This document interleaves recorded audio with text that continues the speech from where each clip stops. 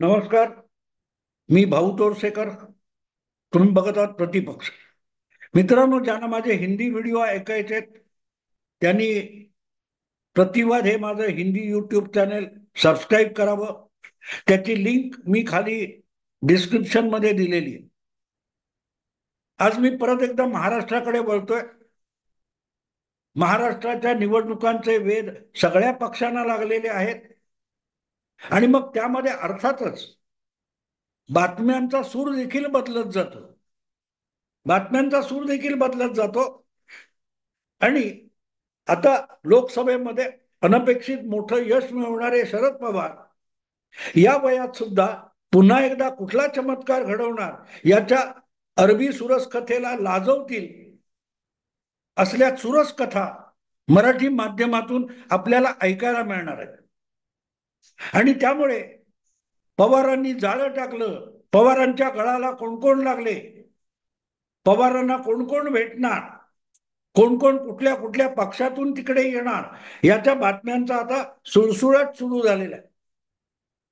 हे आता नवीन राहिलेलं नाही. प्रत्येक निवडणूक आली की त्यानंतर निकालानंतर कमालीचे मार खाणारे आणि कधीही फार मोठं यश न मिळवणारे शरद पवार यांनी किती अद्वितीय असा अपूर्व विक्रम केलेला आहे, पराक्रम केलेला आहे, या बातम्या आपण गेली 30-35 वर्ष सातत्याने ऐकत आलो. त्यामुळे आता त्याचे वेध लागलेले आहेत. शरद पवारांनी गळ टाकला, शरद पवारांच्या जाळ्यात कोण कोण अडकलं वगैरे वगैरे. शरद पवारांचा डाव ठरला, शरद पवारांचं काय ते अमुक ठरलं वगैरे.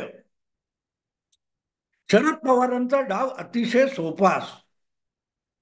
शरद पवार कधीही स्वबळावर आपण फार मोठं काही करू शकत नाही हे त्यांनी मनोमन मान्य केलेलं आहे. आणि म्हणूनच शरद पवार नेहमी आपल्या भोवतालच्या सगळ्या लोकांना संभ्रमित करण्याची रणनीती वापरत असतात. आपण काय करतोय हे लोकांना दाखवायचं आणि करायचं भलतं, ही शरद पवारांची नीती राहिलेली आहे. शरद पवारांची नीती राहिली.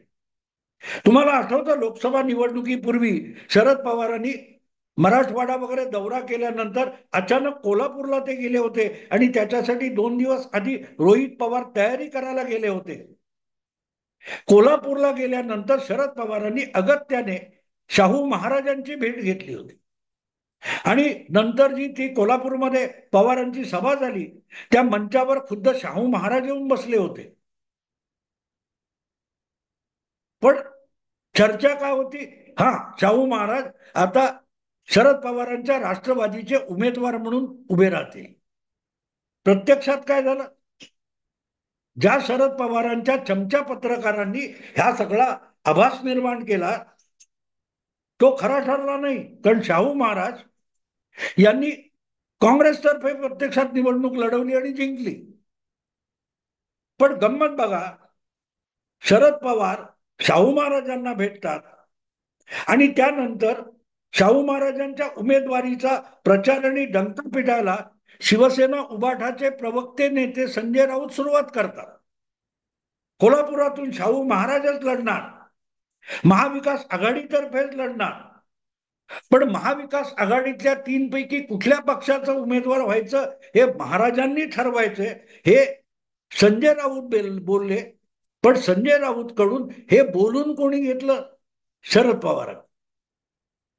शरद पवार म्हणजे निवडणुकीपूर्वी जर शरद पवार जाऊन भेटले शाहू महाराजांना तर त्यांना उमेदवारी परस्पर देणारे संजय राऊत कोण होते?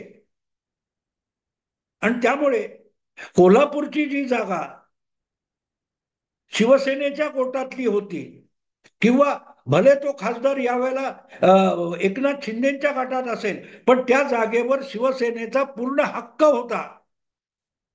तेव्हा शिवसेनेतर्फे उबाठा शिवसेनेतर्फे शाहू महाराजांनी ती जागा लढवावी, आम्ही ती त्यांना द्यायला तयार आहोत, त्यांनी हाती शिवबंधन बांधावं अशी कुठलीही बकवास न करता संजय राऊत यांनी शरद पवारांचा अजेंडा हा पुढे रेटला आणि महाराजांनी आपली उमेदवारी जाहीर करावी आणि आपला पक्षही जाहीर करावा.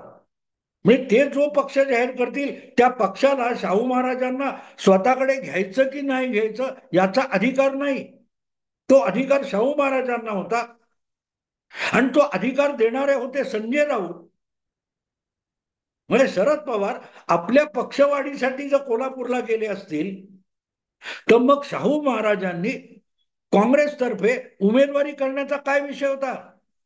काँग्रेस पक्षात जाण्याचं कारण काय होतं? आणि संजय राऊतांनी त्यांना पक्षाचा निवड करण्याचा अधिकार कसा काय दिला? संभ्रम. ही शरद पवारांची कायमची रणनीती असते. सगळ्यांना गोंधळात काढून ठेवायचं. म्हणजे एकाला वाटतं पवार असं करतील, एकाला वाटतं पवार पांढरे कपडे घालतील, एकाला वाटतं ते डोक्यावर टोपी घालतील, दुसऱ्याला वाटतं की गणपती बघायला जातील आणि पवार भलतंच काहीतरी करून टाकतात. त्या शरद पवारची रणनीती अतिशय सोपी आहे. आणि विधानसभेला सुद्धा शरद पवारांची जी रणनीती आहे ती मला वाटतं की फार सोपी आहे. समजून घ्यायचं तर सोपी आहे, नसेल तर अवघड आहे. म्हणजे गणितासारखा विषय सार्वत्रिक आपण मुलांची गोष्ट बघितली, अगदी मोठ्यांची सुद्धा शाळेच्या आठवणीने झाला की मला काय भाऊ गणित हा विषय आवडला नाही, गणित माझं फार कच्चं होतं, मला गणित कधी समजायचंच नाही, असं बोलणारे शेकडो लोक बोलतील, तुम्हाला भेटतील. पण त्याच वेळेला आणखीन भरपूर लोक असे भेटतात, अरे गणित हा किती सोपा विषय, काय तू घेऊन बसलास वगैरे. त्यामुळे शरद पवारांची रणनीती ही समजून घेणं अवघड नसतं. तुम्हाला शरद पवारांची रणनीती समजून घ्यायची की शरद पवारांचा डंका पिटायचा, ह्या दोन गोष्टी असतात. आणि त्यामुळे पवारांचा डंका पिटणाऱ्यांना सुद्धा पवार नेमकं काय करू इच्छितात याचा कधी थांग पत्ता लागत नाही. आता सुद्धा विधानसभेच्या दृष्टीने शरद पवारांनी आधीच म्हणजे काँग्रेस आणि शिवसेना उभाठा यांच्यात झुंबड लागली आहे. मुख्यमंत्री आमचाच असेल, मुख्यमंत्री आधी जाहीर करा वगैरे वगैरे. शरद पवारांनी थेट घोषित करून टाकलं की राष्ट्रवादी पक्ष जो त्यांचा आहे त्याला मुख्यमंत्रीपद नकोय. कारण पवारांना कळतं की बाजारात तुरी, कशाला कोणाशी मारामारी करायची. जोपर्यंत आमदार निवडून आलेले नाहीत तोपर्यंत तुम्ही कितीही काही केलात तरी ते मनातले मांडे असतात. जोपर्यंत विधानसभा निवडणूक होऊन निकाल हाती येत नाहीत तोपर्यंत कोणीही मुख्यमंत्री पदाचा दावा करणं हा खोडेपणा असतो. कारण त्यासाठी आमदारांचं संख्याबळ लागतं. आणि त्यामुळे उद्धव ठाकरे मुख्यमंत्री पदाचा चेहरा घोषित होण्यासाठी मागे लागलेत आणि काँग्रेस पक्ष त्यांना नकार देण्यात रमलेला आहे. पण शरद पवार मात्र अधिकाधिक आमदार महाविकास आघाडीमध्ये आपले कसे होतील, राष्ट्रवादी शरद पवार गटाचे कसे होतील याकडे शरद पवारांचं लक्ष आहे. आणि म्हणून हा सगळा जो संभ्रम आहे महाविकास आघाडीतला आणि महाविकास आघाडीच्या समर्थकांचा, तो संभ्रम दूर करण्यापेक्षा तो संभ्रम अधिकाधिक गडद होत जाईल. समोर आहे ते सुद्धा बघण्याची बुद्धी आणि नजर कोणाकडे उरणार नाही इतका संभ्रम वाढवण्याला शरद पवार हात लावत असतात. आणि म्हणून शरद पवारांची रणनीती जर समजून घ्यायची तर खूप सोपी आहे. ती रणनीती अशी आहे की देवेंद्रचा, एक मिनिट, ती रणनीती अशी आहे की देवेंद्रचा उद्धव ठाकरे केला, आता उद्धव ठाकरेंचा काय करायचं, तर यावेळेला उद्धव ठाकरेचा देवेंद्र करायचा. उद्धव ठाकरेंचा वापर करून निवडून आलेल्या सर्वात मोठा पक्ष आणि क्लिअर महायुतीला बहुमत असताना सुद्धा देवेंद्र फडणवीसांना विरोधी पक्षात बसवण्याचा डाव शरद पवार खेळले आणि त्यासाठी त्यांनी उद्धव ठाकरेंचा वापर केला. आता उद्धव ठाकरेंना न्यूट्रलाइज करणं, मार्जिनलाइज करणं हा शरद पवारांचा मूळ हेतू आहे. मुख्यमंत्रीपद जो घेईल तो घेईल, त्याला आपल्या मुठीत कसं ठेवायचं याकडे शरद पवारांचं व्यवहारी लक्ष असतं. मुख्यमंत्रीपद पाहिजे त्यांनी घ्या, पण माझ्या मुठीत राहिलं पाहिजे. तुमचं मुख्यमंत्रीपद हे माझ्या मर्जीवर अवलंबून राहिलं पाहिजे, ही शरद पवारांची रणनीती आहे. आणि देवेंद्र फडणवीस जर पहिल्या 5 वर्षामध्ये शरद पवारांची जुळतं मिळतं घेऊन कारभार करणारे मुख्यमंत्री झाले असते तर 2019 नंतर उद्धव ठाकरे मुख्यमंत्री होऊ शकले नसते. देवेंद्र फडणवीसांची एक चूक होती की त्यांनी शरद पवारांची जुळतं मिळतं घेतलं नाही. उलट शरद पवारांना हुलकावण्या देण्याचं आणि शहाला काटसह देण्याचा उद्योग देवेंद्र फडणवीसांनी केला. तो शरद पवारांना आवडला नाही की हा माणूस महाराष्ट्रातला आपला प्रभाव खतम करायला निघालाय. म्हणूनच हा आणखीन 5 वर्ष मुख्यमंत्री राहता कामा नये. हा पुढची 5 वर्ष मुख्यमंत्री राहिला 2024च्या निवडणुका येईपर्यंत त्याला लोकांनी बहुमत दिलेलं आहे. पण तरीही तो मुख्यमंत्री राहिला तर सगळ्यात मोठं नुकसान हे राष्ट्रवादी काँग्रेसचं आणि व्यक्तिगत शरद पवारांचं होईल. कारण शरद पवारांना दोनदा विरोधात बसून महाराष्ट्रावर सलग दीर्घकाळ राज्य करणारा मुख्यमंत्री म्हणून जी प्रतिमा देवेंद्र फडणवीसांची तयार होईल ती खच्ची केली पाहिजे, ती खतम केली पाहिजे. म्हणून शरद पवारांनी उद्धव ठाकरेंच्या मुख्यमंत्री होण्याच्या महत्वाकांक्षेला खतपाणी घातलं. आज परिस्थिती अशी आहे की देवेंद्र फडणवीस भले मुख्यमंत्री झाले नाहीत, नंतर उपमुख्यमंत्री झाले, पण ते पाय रोवून महाराष्ट्राच्या राजकारणात घट्ट उभे आहेत. आज सुद्धा जे सर्वे येत आहेत त्यात सर्वात मोठा पक्ष सर्वाधिक मतं भाजपला टक्केवारीने मिळतील हेच त्या सर्वेतून निघतंय. म्हणजे तुलनेने भाजपचं फार मोठं नुकसान झालेलं नाही. पण उद्धव ठाकरे कुठे पोहोचले बघा. खांद्यावर हात ठेवून दुश्मन देखील दगा देणार नाही एवढा मैत्रीतून शरद पवारांनी उद्धव ठाकरेंची दगाफटका केलेला आहे. थोडक्यात यालाच म्हणतात देवेंद्रला उद्धवला वापरून देवेंद्रचा बळी घेतला गेला, देवेंद्रचं नुकसान केलं. असे शरद पवार आता अचानक काल परवा कधीतरी मुख्यमंत्री एकनाथ शिंदे यांना भेटायला गेले आणि त्यावरून अर्थातच खळबळ माजली. ना शिंदेनी काही सांगितलंय ना पवारांनी काय सांगितलंय की वर्षावर जाऊन या भेटीगाठीतून काय साध्य झालं. दोघांकडूनही याविषयी मौनव्रत आहे. दोघांनी काहीही स्पष्ट केलं नाही की ही भेट हे नाही नॉर्मल भेट असते वगैरे वगैरे वगैरे बोललं गेलं. पण शरद पवार इतके चतुर आहेत की त्यांना कळतंय की महाविकास आघाडीला लोकसभेमध्ये अनपेक्षित यश मिळालंय आणि ते आपल्या पराक्रमापेक्षा भाजपमधल्या आणि महायुतीमधल्या अंतर्गत वादविवाद आणि भाजपच्या मोठ्या संख्येने उदासीन राहिलेल्या कार्यकर्त्यांची ही कृपा आहे. नाहीतर महाविकास आघाडीला एवढं यश मोठं लोकसभेत मिळालं नसतं. आणि आता ते होऊन गेल्यानंतर ज्या प्रकारे भाजप सावध झालाय आणि राष्ट्रीय स्वयंसेवक संघ ज्या प्रकारे कंबर कसून मैदानात उतरलेला आहे त्यानंतर विधानसभा निवडणुकीत महाविकास आघाडीला फार मोठं यश मिळण्याची शक्यता नाहीये. आणि म्हणूनच 2019 विधानसभेचे जसे निकाल लागले तसेच निकाल लागतील. 2019चे निकाल काय होते मित्रांनो? शिवसेना आणि भाजप युती या दोघांना एकत्रित 161 म्हणजे निर्विवाद बहुमत होतं. निर्विवाद बहुमत होतं. जनतेला महायुतीचं सरकार हवं होतं.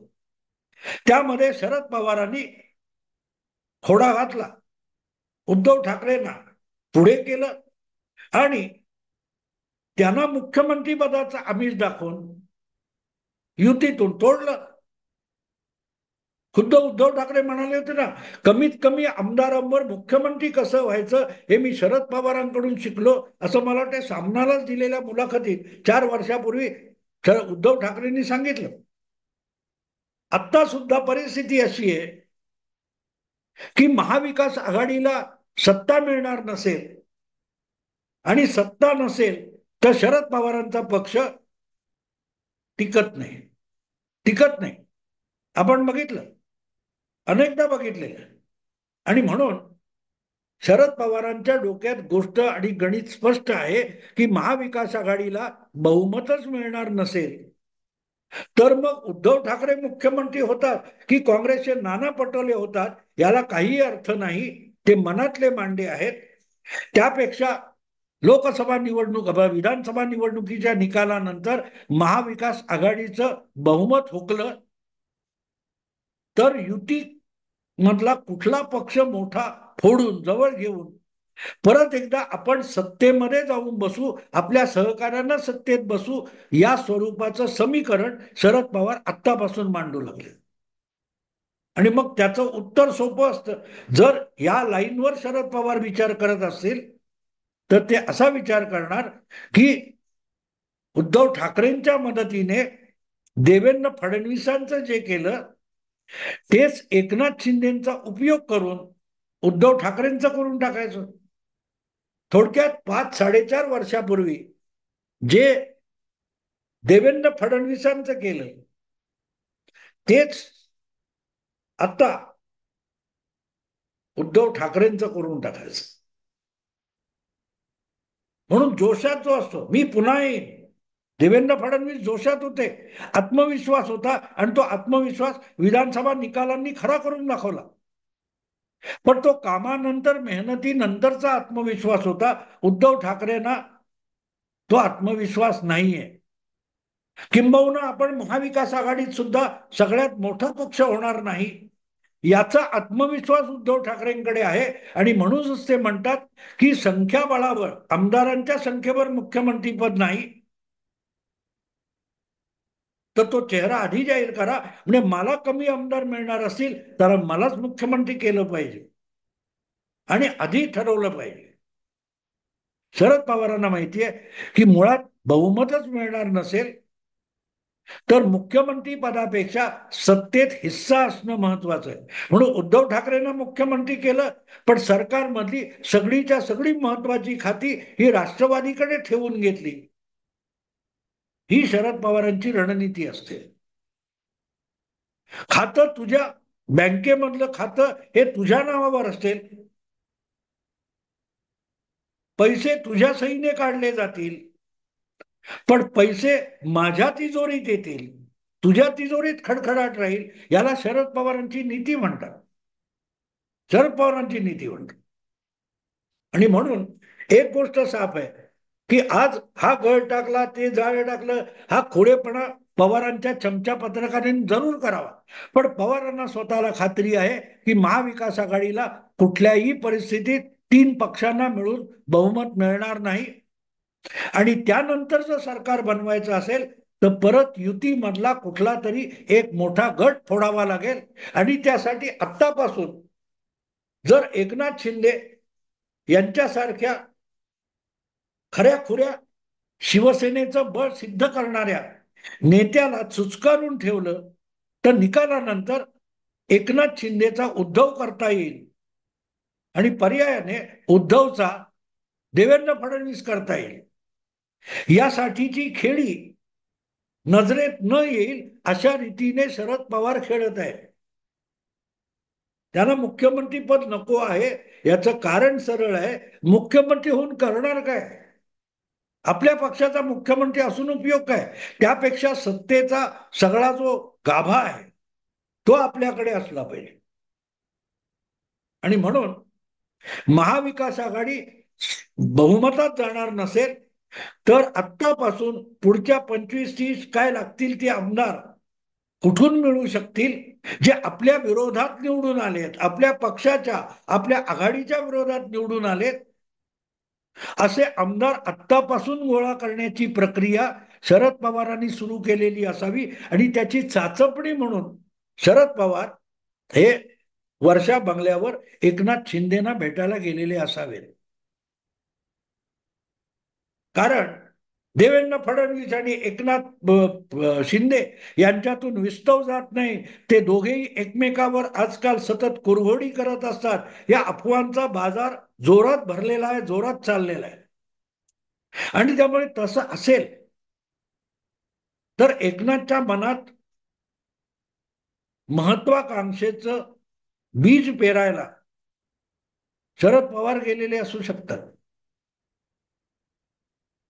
कारण त्यांची रणनीती सोपी असते निवडणूक जिंकावी कोणीही, पण सत्ता माझीच असेल, सत्तेवर अंकुश माझाच असेल, ही शरद पवारांची रणनीती आहे. 2014 ते 19 जर याला थोडंफार देवेंद्र फडणवीसांनी चुचकारलं असतं तर त्यांना मुख्यमंत्रीपद गमावावं लागलं नसतं. आता सुद्धा एकनाथ शिंदे यांना त्याच प्रकारे चुचकारून निकालानंतरची बेगमी करण्याच्या प्रयत्नात शरद पवार आहेत. त्यात ते किती यशस्वी होतील माहित नाही, पण रणनीती साफ असते. जास्तीत जास्त लोकांना भ्रमात ठेवायचं आणि आपल्याला करायचं तेच करायचं. आणि त्यामुळे इकडे उद्धव ठाकरेंना खेळवायचं, तिकडे काँग्रेसला खेळवायचं, त्या दोघांना झुंजवायचं. आत्ता शरद पवार निवडून येऊ शकणारे वेगवेगळ्या जिल्ह्यातले, तालुक्यातले, मतदारसंघातले महत्वाकांक्षी तरुण, नवे, धडपडणारे वेगवेगळ्या पक्षातले लोक आहेत, त्यांना चुचकारून जवळ आणण्याचा प्रयत्न करतात. कारण ते उद्या आमदार म्हणून कन्व्हर्ट होऊ शकतात, आमदार म्हणून कन्व्हर्ट होऊ शकतात. आणि म्हणूनच प्रत्यक्ष मैदानातली जी लढाई आहे ती असे इच्छुक उमेदवार गोळा करणं, आणि दुसरीकडे त्यावरून उद्या काही जमत नसेल गणित तर महायुतीतला फडणवीसांना देऊ शकेल किंवा टक्कर देऊ शकेल असा माणूस महायुतीतून फोडणं, यासाठी एकनाथ शिंदेवर जाळं फेकण्याचा प्रयत्न जरूर झालेला आहे. अर्थात मी जितकं काही एकनाथ शिंदे यांचा अभ्यास केलेला आहे त्यावरून एक सांगू शकतो की उद्धव ठाकरे आणि एकनाथ शिंदे यांच्यामध्ये हात जमीन अस्मानाचा फरक आहे. तात्पुरत्या फायद्यासाठी कड्यावरून उडी घेणारा एकनाथ शिंदे नाही, कडा चढतो, इरशाल गडावर चढून जातो, पण तिथून कुठेही उडी मारून कपाळमोक्ष करणारा नाही. तो उतावळेपणा उद्धव ठाकरेंकडे आहे. आणि म्हणून एकनाथचा उद्धव करणं हे शरद पवारांना जितकं सोपं वाटतंय तितकं सोपं नाहीये. आणि हे लक्षात घेऊनच शरद पवारांच्या रणनीतीकडे बघावं लागेल. मित्रांनो, आता इथेच थांबतो. आवडलं लाईक करा, शेअर करा, सबस्क्राईब करा. नमस्कार.